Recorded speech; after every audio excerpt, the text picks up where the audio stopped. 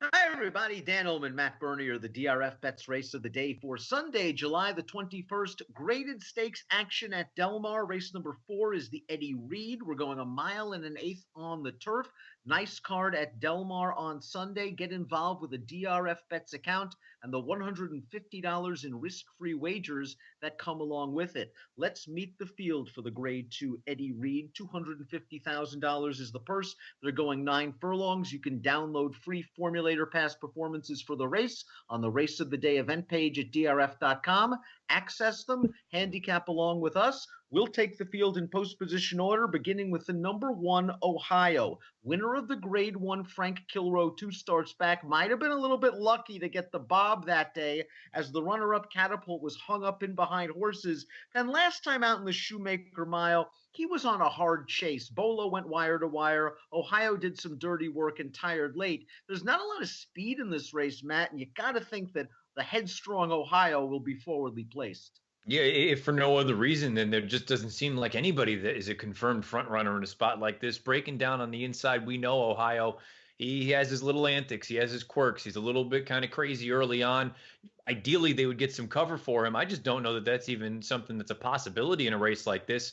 And the other thing, too, that I need to factor in with a horse like this, and some of these other horses that are going to be forwardly placed in a race that doesn't have much speed, I don't think he wants a 1.125. I think he's much better at a flat mile, and I can say the same for 2 or 3 other horses in this race. Ruben Fuentes does seem to get along very well with this horse. He gets to settle a little bit better for Ruben than he does with some of his other jockeys, and he should be forwardly placed. Like you, I'm a bit concerned about the distance. Right next door is a horse that I guess could be part of the pace picture as well, and that's the number 2, Ritzy AP, who returned off a lengthy layoff, made his 5-year-old debut against a pretty salty horse. I know they think very highly of higher power, and Ritzy AP ran well that day. He can move forward in his second start of the form cycle, but have you ever thought of him as sort of a graded class kind of horse? Well, I wanted to make him that early on in his career. I've been a fan of Ritzy AP for a long time. Anybody that's paid attention to our stakes previews for the past handful of years knows that. But the problem is, I have to just finally acknowledge that he's probably not of this caliber. He's probably a nice high-level allowance type.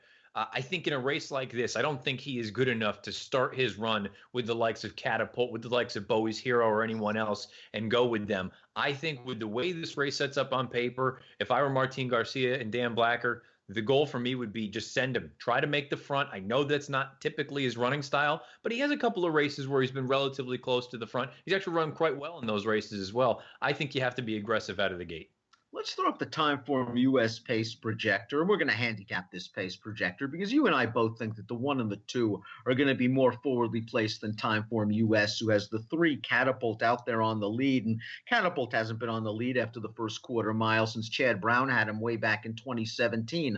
Like Ohio, he is a very headstrong horse. It is imperative for Drayden Van Dyke to get him covered up early and get him to finish the last 3/16 of a mile. We saw in the Breeders' Cup mile last year, when you can't hold him, he's going to pull, make this big early wide move, and it might sap his strength late, as it did also in the Pegasus World Cup turf. He might have been a little bit unlucky in the Kilroe. What happened last time out in the Shoemaker Mile? That had to be considered a disappointing effort.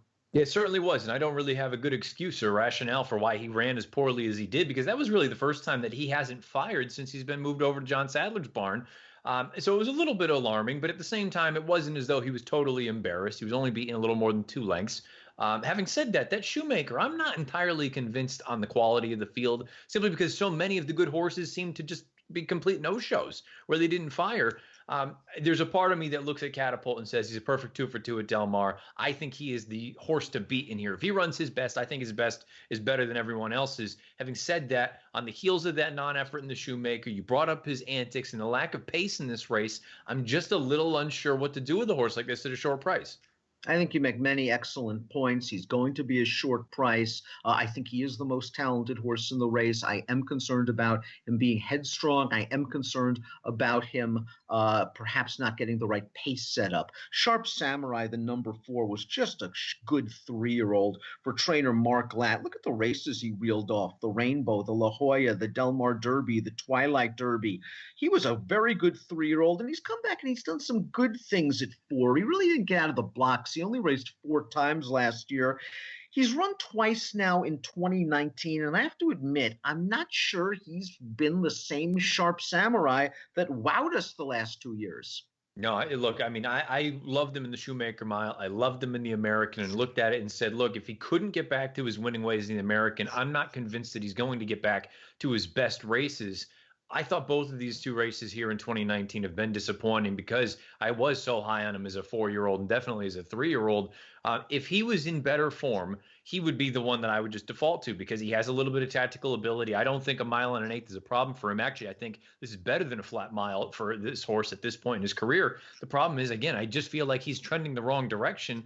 And at a relatively short price, that's my big knock with this race. If I had faith in some of those horses that figured to be forward, I'd probably just go with one of those. I don't know where they are distance-wise as far as their form cycle is concerned. I just can't support Sharp Samurai at this point. He should get a very nice trip, as you mentioned, though, because of that good tactical speed, probably sitting in a nice spot third, ready to attack when the real racing begins. Let's take a look at our top selections for the Eddie Reed. And one of your favorite sons is running. Marquis Water has been very good to you, Matt. He really improved when stretched out to a mile and an eighth, a mile and a quarter. You could argue that some of these horses don't want the mile and an eighth, and you've already made that argument. Marquis Water is very comfortable here. Can he stay close to the pace if it's slow?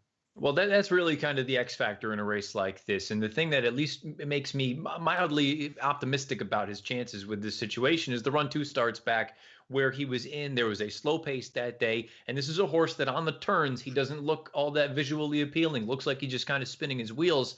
Once he gets into the straight and can level out, he really finishes. And that's really what it boiled down to for me. If I had more faith in the horses that figured to get the jump on him, I would have gone that direction. The problem is I don't have any faith in those horses. And Marquis Water, sure, he's 5 years old and he's run 18 times. I kind of feel like he's a little bit of an up-and-comer. I feel like we are starting to see his best at this point. For what it's worth, United, the horse that finished second to him in that Whittingham most recently, he came back and won on opening day with a 93, so the form seems to be checking out. And again, he should be a fair price in a race like this. I want to give him a little upset chance. I think you and I are hoping that this is going to be a tightly bunched field. Maybe the pace isn't fast, but perhaps only 3-4 lengths covers everyone, and it turns into a true sprint for home and let the horse with the best closing kick prevail. Bowie's Hero has no speed, so I need that to happen. Marquis Water might have a little bit more tactical speed. The question for Bowie's Hero is the 9. He runs some really nice races at a mile. He has yet to win at a mile and an eighth. I thought his Shoemaker Mile was deceptively good because he was wired by Bolo. He came 3 wide on the turn, 5 wide into the stretch, and he was running at the end of that race. And I think if you switch trips with he and River Boyne, who saved ground, he would have gotten second instead of River Boyne. Now, the last couple of times he's run a mile and an eighth, I've got some excuses. You got to go all the way back to the Hollywood Derby for his second race back at a mile and an eighth. And Motown and Channelmaker that day probably were just a little bit better than he was, shipping in from the East Coast. And in the Eddie Reed last year, he only got beat a length. I thought he had trouble. Bumped when trying to ease out in the upper stretch, steadied in between horses late.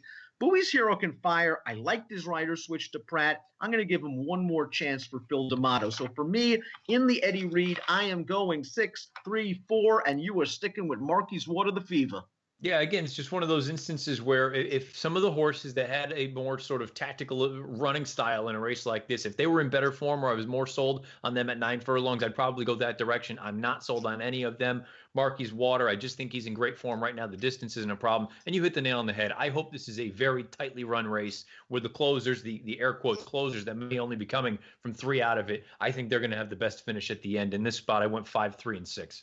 It's not a big field, but I think you can make a case for just about every horse in Sunday's race of the day. The Grade 2 Eddie Reed kind of makes it an interesting betting race, and you can play it with a DRFBets account and the $150 in risk-free wagers that go along with it. Approximate post time for the Eddie Reed is 3:30 Pacific. Best of luck.